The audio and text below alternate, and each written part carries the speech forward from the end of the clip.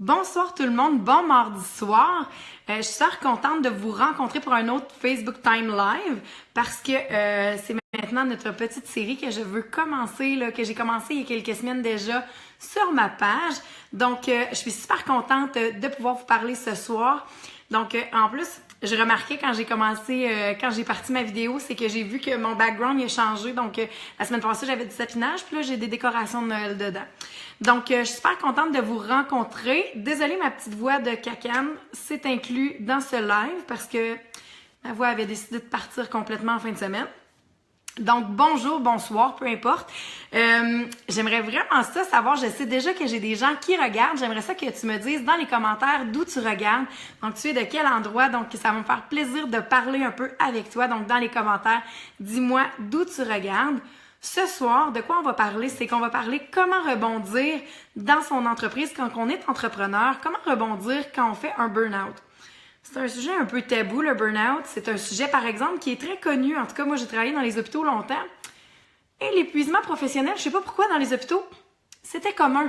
Mais, tu sais, ça, c'est un autre sujet. Pourquoi l'épuisement professionnel est commun dans les hôpitaux. Mais moi, en tant qu'entrepreneur, j'ai connu ça dans les derniers mois. Donc, c'est pour ça que j'ai décidé de vous en parler ce soir. Parce que j'ai rebondi dans mon entreprise dans les derniers mois. Et j'ai pensé que si moi j'ai trouvé des pistes de solutions, peut-être que ça pourrait intéresser d'autres personnes. Donc, merci d'être là pour regarder avec moi. Et si tu es un entrepreneur ou si tu connais des gens dans ton entourage qui ont des entreprises, qui sont entrepreneurs eux aussi et qui pourraient bénéficier de ce genre d'informations-là, ben je t'invite vraiment à partager. Juste en dessous de l'écran, tu as l'option de partager la vidéo. Donc, je t'invite vraiment à partager si c'est un sujet que tu penses qui pourrait ajouter de la valeur à des gens autour de toi ou si toi-même tu es entrepreneur et que tu penses que c'est un sujet qui pourrait t'intéresser, surtout si tu penses que tu pourrais être à risque que ça t'arrive ou si ça t'est déjà arrivé carrément. Donc, faut aussi que je dise que si tu n'écoutes pas ce vidéo live, bien évidemment qu'il va y avoir la rediffusion qui va être disponible. Donc, même si tu as des questions et que tu écoutes la rediffusion, qu'on n'est plus live, bien, ça va me faire plaisir de répondre à tes questions. Simplement les laisser dans les commentaires. Donc, j'aimerais aussi savoir si j'ai des entrepreneurs dans la pièce, si j'ai des entrepreneurs qui m'écoutent présentement. J'aimerais vraiment ça que tu me parles de dans quel type d'entreprise tu travailles. Donc, n'hésite pas à me laisser dans les commentaires quel type d'entreprise tu gères, quel type de business tu mènes. Donc, moi, pour vous expliquer un peu, ce qui s'est passé, c'est que, bon, moi, je développe mon entreprise dans le domaine du fitness à la maison et j'occupe aussi une place dans une belle équipe. Je suis à la tête d'une belle équipe de d'autres femmes qui ont leur entreprise dans le domaine du fitness à la maison. Donc, ce qui est vraiment cool quand on est entrepreneur, c'est qu'on gère notre propre horaire, c'est nous qui gérons notre travail.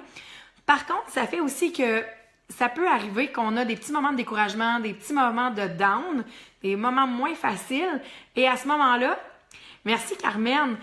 Donc, et à ce moment-là, on n'a personne pour nous pousser dans le derrière. Donc, si on fait pas les efforts nous-mêmes, il y a personne qui va les faire à notre place.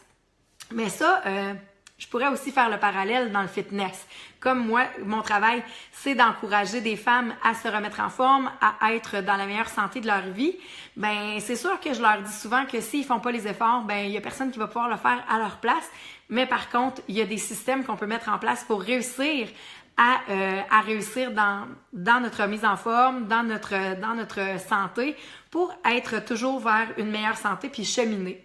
Donc, moi particulièrement, mon burn-out est arrivé après une compétition que j'ai fait, une espèce de défi challenge que j'ai fait en février. C'était pour la compagnie pour laquelle je travaille. Donc, on était en équipe de 5, puis on s'était classé deuxième équipe sur 6400 équipes. Donc, pas 6400 personnes parce qu'on était en équipe de 5. Donc, on s'était classé deuxième. Donc, je vous dirais que ce mois-là, on a mis toute la gomme qu'on pouvait mettre. Tellement que, et c'était un mot qu'on s'était passé dans l'équipe, dans le mois avant, je me rappelle, ça c'était en février, et en janvier, on avait averti nos conjoints. Oubliez-nous en février, on n'est pas là, on n'existe pas. On fait le minimum, on s'occupe des enfants, point, puis on va travailler parce qu'évidemment, Moi, j'ai un autre travail où je travaille 45 heures semaine. Donc, on avait averti nos conjoints, faites pas le saut, en février, vous ne nous voyez pas. Donc, en février, comme moi, j'aime m'investir à fond dans tout ce que j'entreprends, bien, je me suis investie à fond. Et en mars, j'ai planté. Donc, évidemment, c'est ça, j'avais tout donné.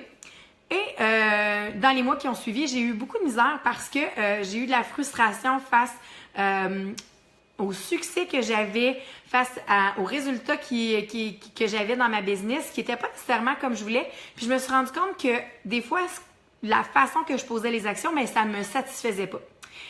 Mais comme il y a du positif dans tout, puis je crois qu'il n'y a rien qui arrive pour rien dans la vie, puis ça, c'est dans toutes les sphères. Là, moi, je crois vraiment au destin. Je crois que notre chemin est déjà décidé d'avance, puis on fait juste le suivre. Donc, je suis certaine que ça, c'est arrivé dans ma vie pour quelque chose. Et je crois que si je n'avais pas eu cet événement-là qui était arrivé, je crois que j'aurais peut-être éventuellement abandonné mon travail, là, puis mon entreprise que je suis en train de bâtir.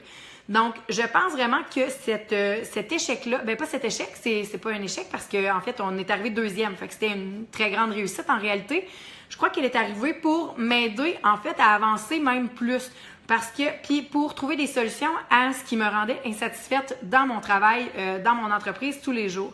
Donc, c'est à ce moment-là que j'ai décidé de me relever les manches, mais pas nécessairement de travailler plus, parce que je pense pas que c'était la solution pour moi qui était épuisée. Écoutez, quand je venais pour travailler sur mon entreprise, là, j'avais le cerveau dans la brume, puis j'avais le goût de tout faire, sauf ce que j'avais à faire.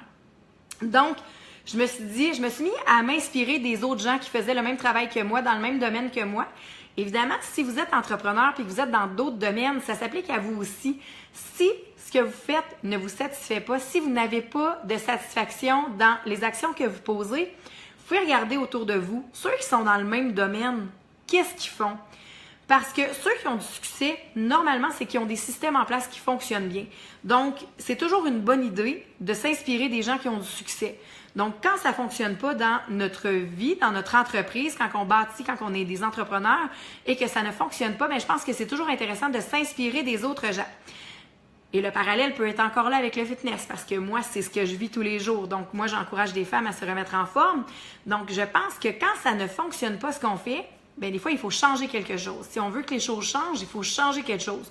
Donc, ce que je me suis mis à voir, c'est que je me suis mis à étudier très, très précisément certaines personnes dans les tops du même domaine que moi je fais. Qu'est-ce qu'eux font? Qu'est-ce qu'ils font qui ont du succès? Et ça a vraiment été une découverte pour moi parce que moi, j'ai toujours été très créative, j'ai toujours été un artiste, j'ai toujours tout aimé ce qui est en lien avec la peinture, la couture, tout ce qui était créer des choses. Et ce que je me suis rendu compte, c'est que dans mon métier, dans mon entreprise, je pouvais exploiter ce domaine-là qui était la créativité. Et c'est à ce moment-là que j'ai monté mon blog personnel, que je me suis mis à écrire et j'ai découvert que c'était aussi une super belle façon de connecter avec les gens, d'apprendre à connaître des nouvelles personnes qui ne me connaissaient pas et que là, à ce moment-là, parce qu'ils étaient capables de voir vraiment ce que je faisais, d'avoir plus de détails, de pas juste me voir poster sur Facebook, mais c'est à ce moment-là que j'ai réalisé que je m'épanouissais vraiment beaucoup à bloguer.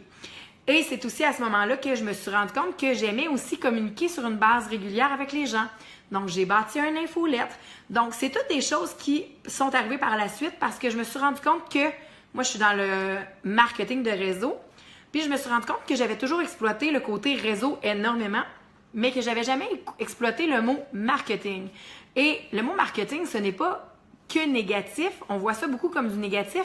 Mais ce que je me suis rendu compte, c'est que j'avais l'impression que tout ce que je faisais, c'était des posts sur Facebook. Et j'avais l'impression que je voulais être plus que ça. Je voulais faire une différence dans la vie des gens. Je voulais pouvoir ajouter de la valeur à la vie des gens.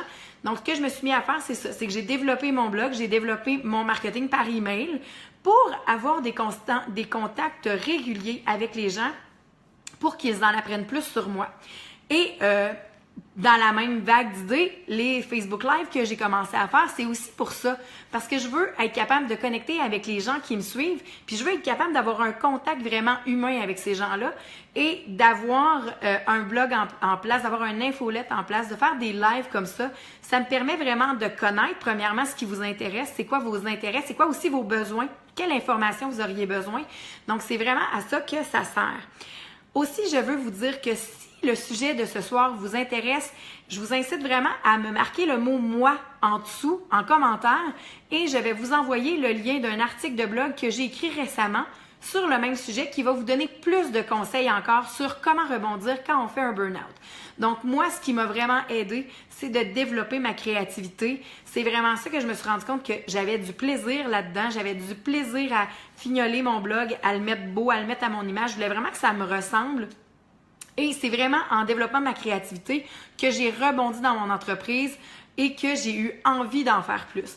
Donc, c'est pas mal de ça que je voulais vous parler ce soir. Donc, encore une fois, je vous le rappelle, si vous voulez en savoir plus sur le sujet de ce soir, finalement, sur comment rebondir en tant qu'entrepreneur quand on fait un burn-out, parce que le burn-out, c'est très connu dans notre société. On a tendance à travailler beaucoup, un petit peu trop même des fois.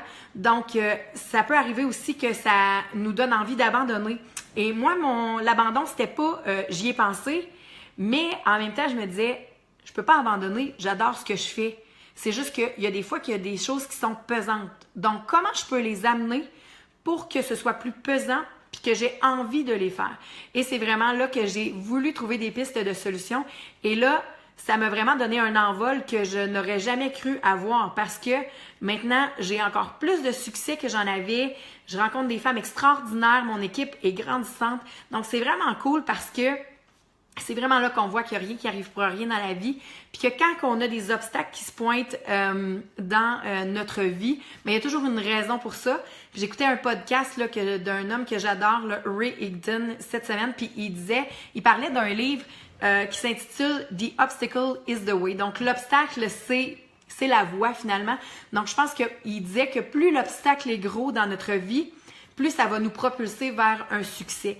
Donc, je pense, et je crois totalement qu'il a raison, là. Donc, autant je l'ai arraché au printemps puis au début de l'été, autant là, je me sens tellement confiante au niveau de mon mindset, au niveau de ma façon de penser. Autant je sais que là, je suis partie, je suis dans le bon sens, j'ai des bons systèmes en place, puis je sais que je m'en vais dans la bonne voie. Donc, je pense vraiment que quand il nous arrive comme ça, quelque chose de difficile dans notre entreprise en tant qu'entrepreneur, bien, c'est vraiment pour nous propulser vers quelque chose d'autre. Mais évidemment que, malheureusement, quand on est entrepreneur, il n'y a personne qui va le faire à notre place. Donc, il faut avoir une espèce de recul face à la situation, puis de se demander, OK, vers quoi il faut que je m'en aille? Qu'est-ce qui ne marche pas? Puis comment je peux le faire fonctionner? Donc, encore une fois, s'il y a quelque chose qui vous intéresse, si jamais vous voulez en savoir plus, écrivez-moi dans les commentaires. Ça va me faire plaisir de vous envoyer le lien de l'article de mon blog. Et si jamais vous écoutez la rediffusion, mais ça va me faire vraiment plaisir que vous posiez vos questions, que vous me disiez ce que vous pensez de mon live. Et ça va me faire plaisir de jaser avec vous.